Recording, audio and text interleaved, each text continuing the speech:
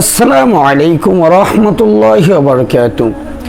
আজকে আমরা চারটি বড় ধরনের গুনাহ নিয়ে আলোচনা করব।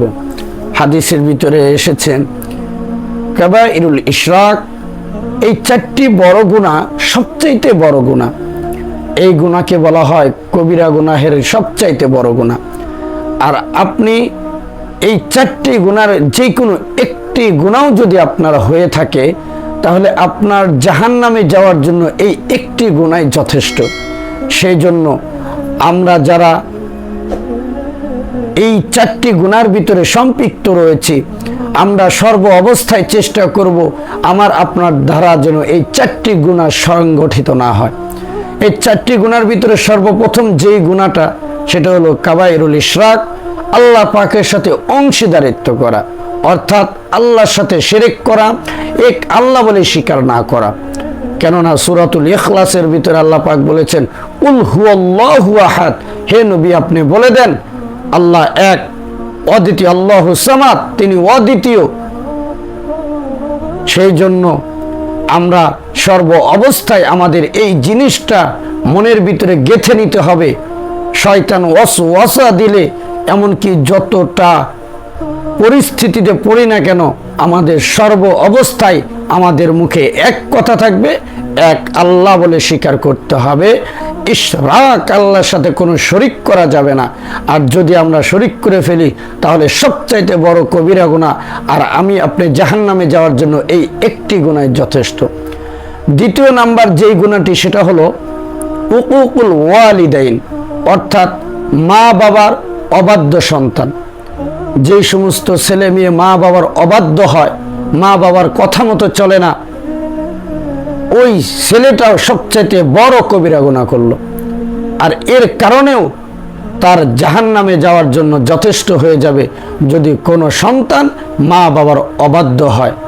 হাদিস শরীফের ভিতরে এইভাবে এসেছে উকুকুল ওয়ালিদাইন, অর্থাৎ পিতা মাতার অবাধ্য সন্তান, সেও বড় ধরনের একটা কবিরা গুনাহ করলো। তৃতীয় নাম্বার যেই গুনাহটি, সেটা হলো কতলান নফস, অর্থাৎ কোনো ব্যক্তি অন্যায় ছাড়া যদি আরেকজন ব্যক্তিকে হত্যা করে, এটাও সবচেয়ে বড় কবিরা গুনাহ। আর এরকম একটা গুনাহ তাকে জাহান্নামে নিয়ে যাওয়ার জন্য যথেষ্ট। সেই জন্য বিনা কারণে, বিনা দোষে কোনো মানুষকে হত্যা করা যাবে না। যদি হত্যা করা হয়, এটাও কবিরা গুনাহ। কতলান নফস, একজন মানুষের জীবনকে শেষ করে দেওয়া, কতল করে দেওয়া, এটাও সবচেয়ে বড় কবিরা গুনাহ। চতুর্থ নাম্বার যেই গুনাহটি, সেটা হলো শাহাদাতুজ জুর, অর্থাৎ মিথ্যা সাক্ষ্য দেওয়া। যদি কোনো ব্যক্তি তার চোখের সামনে দেখলো এটা সত্য, সত্যটা বলতে পারে না, যদি সে সত্যর জায়গায় শুধু মিথ্যা কথা বলে, এর কারণেও সে সবচেয়ে বড় গুনাহটি করে ফেললো। আর জাহান্নামে যাওয়ার জন্য এরকম একটা কবিরা গুনাহ যথেষ্ট। সেই জন্য কখনো মিথ্যা সাক্ষী দেওয়া যাবে না।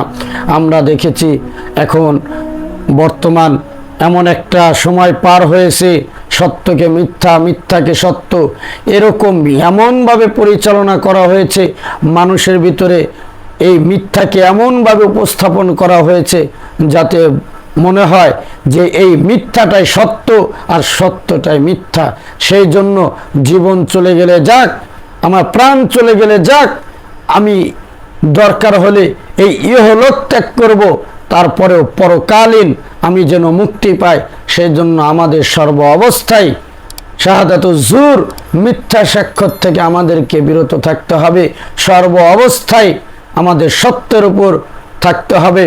যদিও এই সত্যটা, হাদিসের ভিতরে একটি প্রবাদ বাক্য রয়েছে, আল হাক্কু মুররুন আলাউ কানা দুররুন, হক কথা সবসময় তিত হয়। হক কথা বললে মানুষের একটু খারাপ লাগতেই পারে, সেই জন্য হক কথা ছাড়া যাবে না। আল হাক্কু মুররুন, হক কথা তিতা। যদিও মানুষ সত্য বললে মনে হয় যে রাগ করবে, কিন্তু আমার কিছু যায় আসে না, তবে সত্য আমাকে সত্যই বলতে হবে। সর্ব অবস্থায় সাক্ষ্য আমার সত্য সাক্ষ্যই দিতে হবে। আল্লাহ পাক আমাদের এই চারটি বড় বড় গুনাহ থেকে বেঁচে থাকার তৌফিক দান করুক। সকলে বলি আমিন।